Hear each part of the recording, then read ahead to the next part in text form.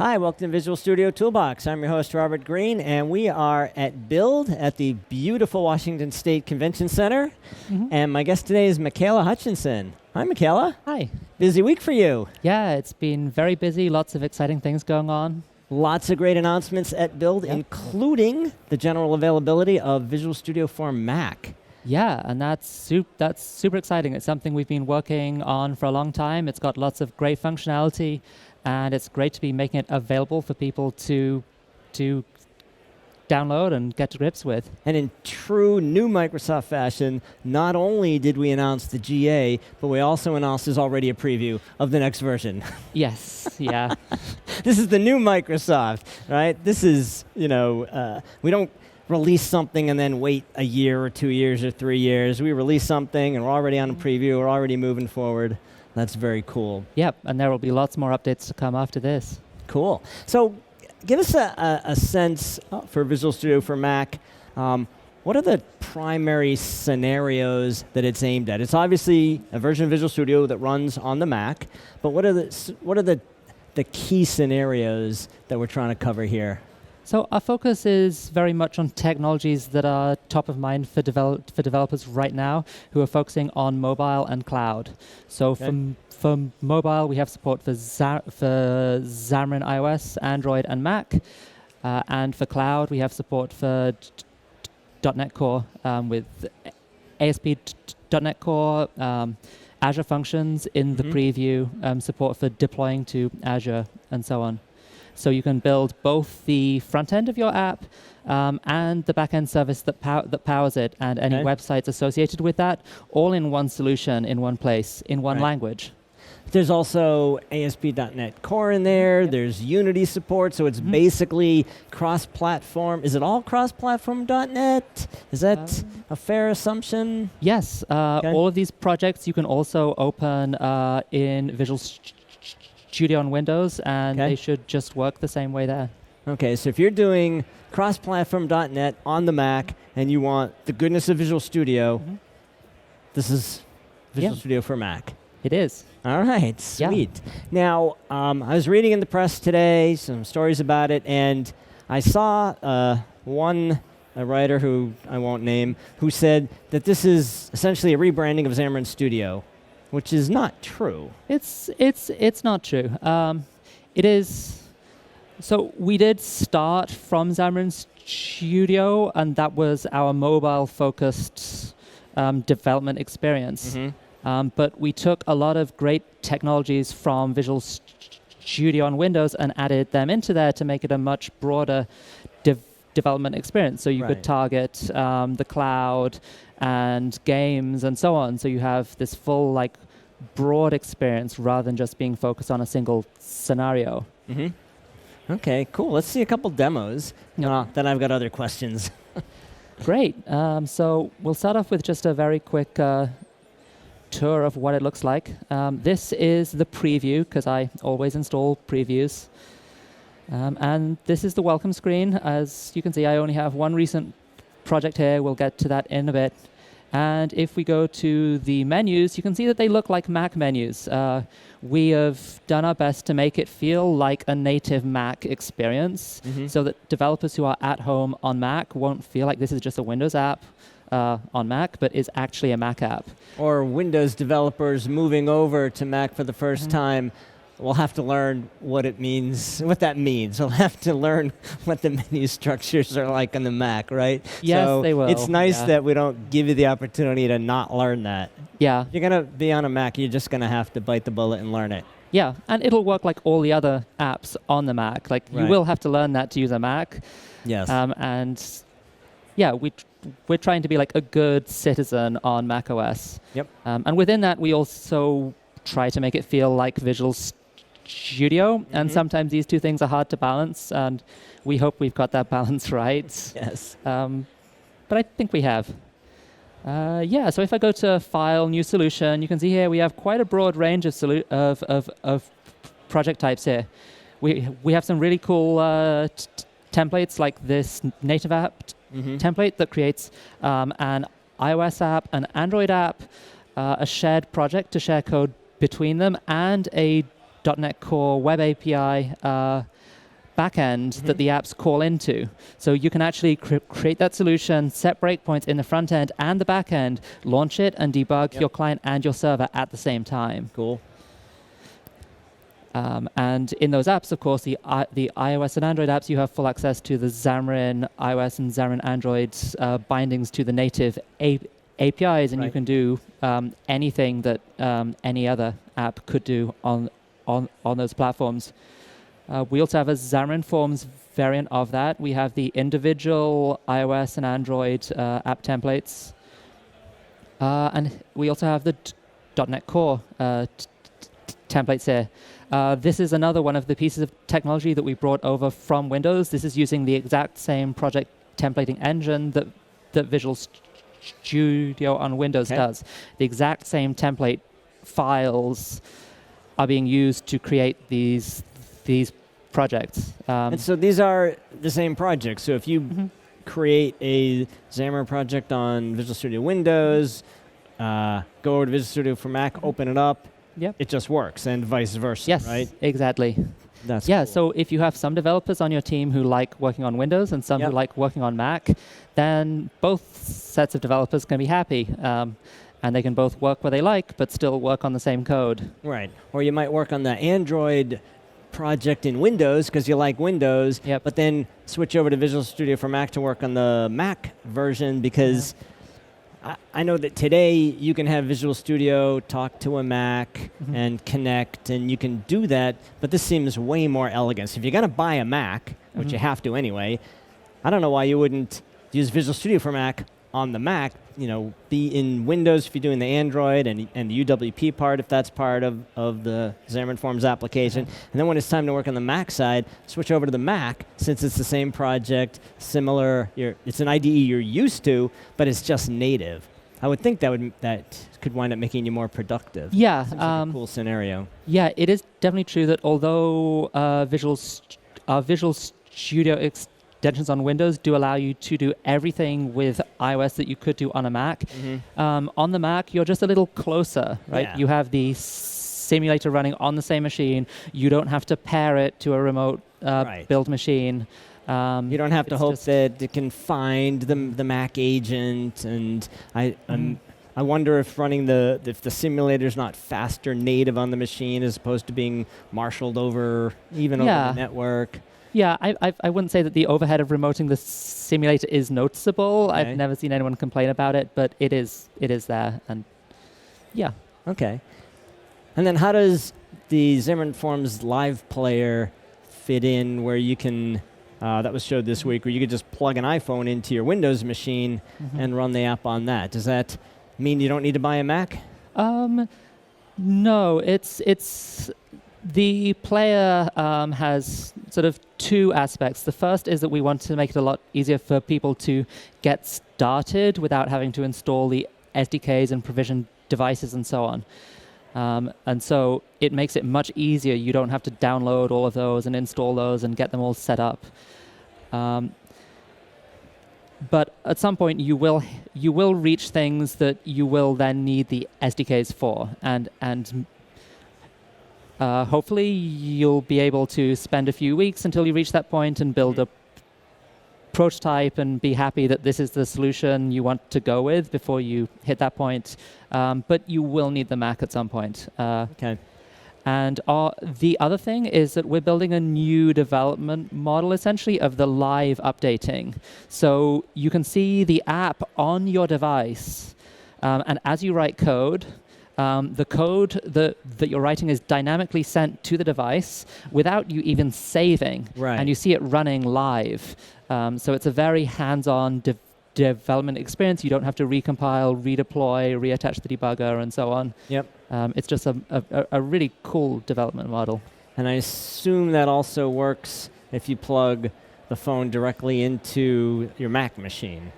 Is that right? Or is it only from Visual Studio? Only from Windows machines? So on Windows, you don't actually even have to plug the phone in. So you install the Player app from the App Store. Right. And then you connect to it over the network. Oh, okay. So both machines have to be on the same network so they can reach each other. Got it. But yeah, it doesn't need to be attached. Okay. And yeah, this works both on Windows and on Mac for iOS and for Android. Okay. So take us on a tour of just doing like a quick project so we can kind of get a sense, for somebody familiar with Visual Studio, how much this is Visual Studio. Yeah, I'll start with a web app. So here we have a new ASP.NET Core web app.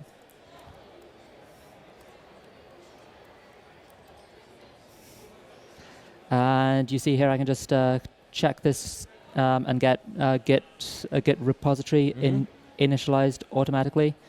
I create that. It unfolds it. And here we have a project with the Razor views, the controllers, which are all C#. It takes a moment while it restores the NuGet packages. This machine, we're doing I over think, Wi-Fi here at the conference. Yeah. Oh, there we go. And there it is. And you saw that there were all those squiggly underlines which went away once the types were present. And you can also see, for example, these unused usings are grayed out. Like, we're doing all that with Roslyn. Okay. The exact same Roslyn code that powers VS on Windows, we're also using on Mac. So do I get the quick tips, the light bulbs that show up and things like that? Yes, there are still a few differences that we're working out, but the core functionality is there. So, for example, I can right-click on these and choose sort and remove usings, and it clears up all the unused usings. Yeah, and you can also, for example, if I write some code,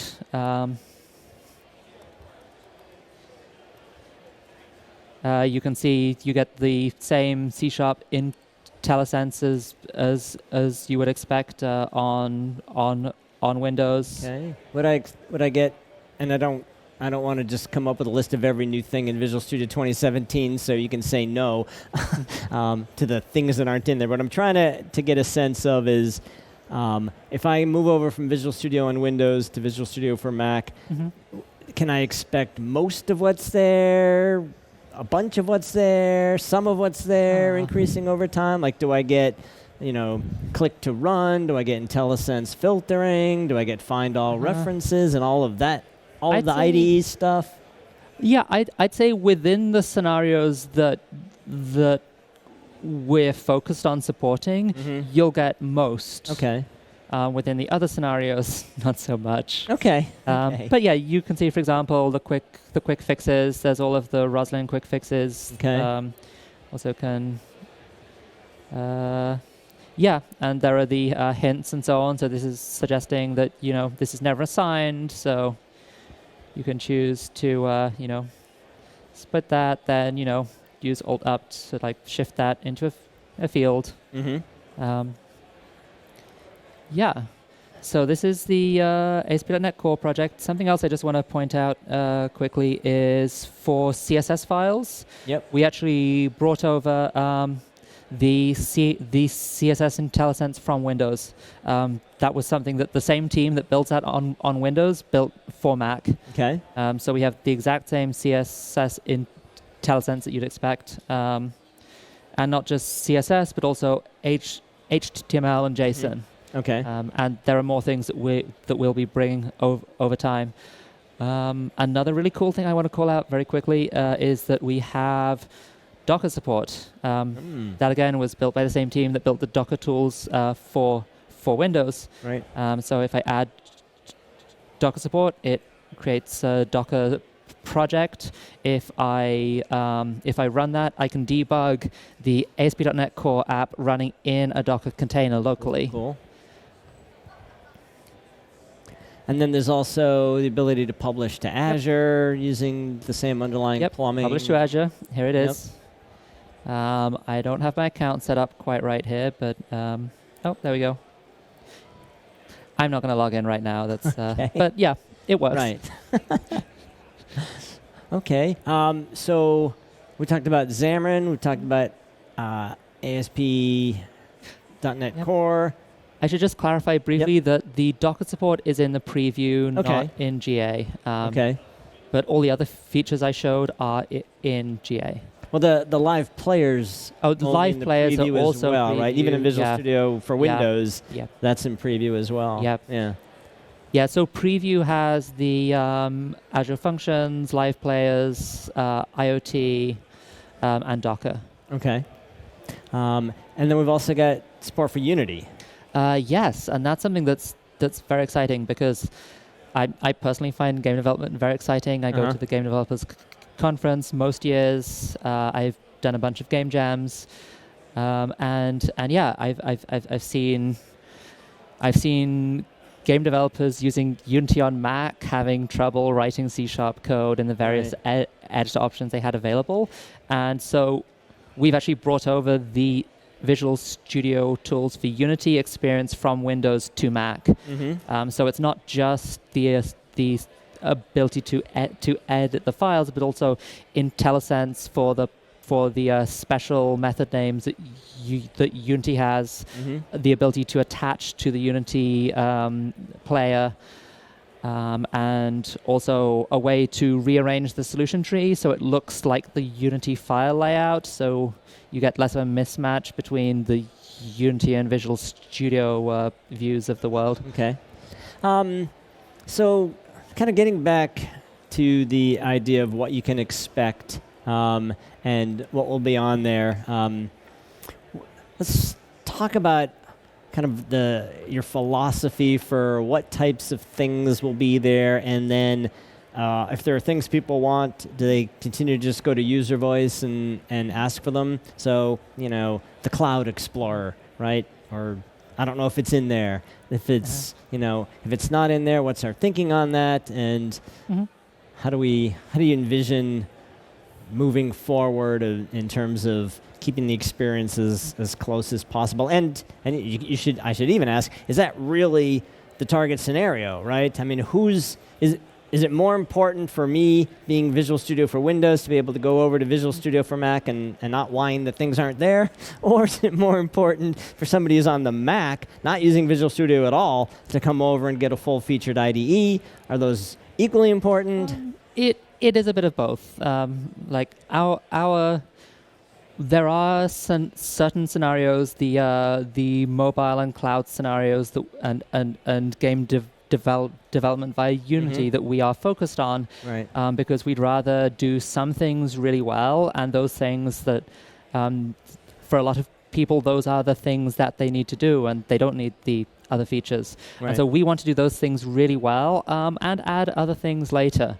So in the near term, at least, our focus will be on adding features that augment those particular areas. But longer term, we are definitely interested in supporting other project types and so on.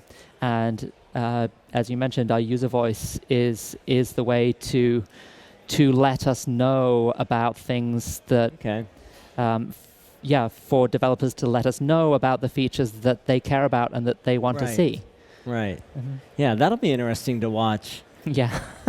To see which things are most asked for and which are... It's kind of an interesting way of validating the features that are in Visual Studio, because anything that's not in there, someone could go to user voice and say, oh, you got to have this, you got to have that. And then if it turns out, what features get the most people supporting them on user voice, and what features not so much. That'll be interesting to watch. It's difficult. Like, I would love to give everyone every feature that's on user voice, but we have limited capacity to build things, and so we have to focus on the things that we think will make the most difference for the developers using VS for Mac. Right. Is there an extensibility model in Visual Studio for Mac? Yes, there is. Yes. Okay. Yeah. It's not exactly the same as the extensibility model for VS for Windows, but there is a very, very rich model. Like, in fact, even things like our C# support is an extension. The Unity support is an extension. Doc support's an extension. The IDE is actually a collection of about, I think, 60 extensions. Okay. And we can actually go to the extension gallery, and We only have a few extensions. Oops, I think our preview doesn't have extensions right now. Okay. But here we can see like the list of extensions that are built in. So things like the .NET Core Okay. debugger is an extension. So that's and another yeah. conversation to have. What extensions Yes. or do people want, and how much work is it for someone building an extension on Windows to also get it to run in the Mac? Yeah, that's something that is definitely in its early days. Sure. Actually, something that I just brought up here is that we have an extension for creating extensions. Okay. So it is actually just file new project and create an extension project. Yep. However, sharing code between extensions on VS and Windows does pose a few challenges because they are different No doubt. code bases to some extent. Like there are libraries that they have in common. Like if you're writing Roslyn analyzers, they will work in on both. Right. If you're using the Visual Studio text editor API, that will actually work on both because as part of bringing the Visual Studio web editors over, we actually also brought over the Visual Studio text editor. Okay. So if you have extensions that are operating on the text buffer, those are actually portable now. So you'll have to package them differently, but you should be able to share a lot of code. So we're interested in hearing from developers who are writing extensions, what kinds of extensions they want to build, so we can Right. focus on making those easier to share. Yep.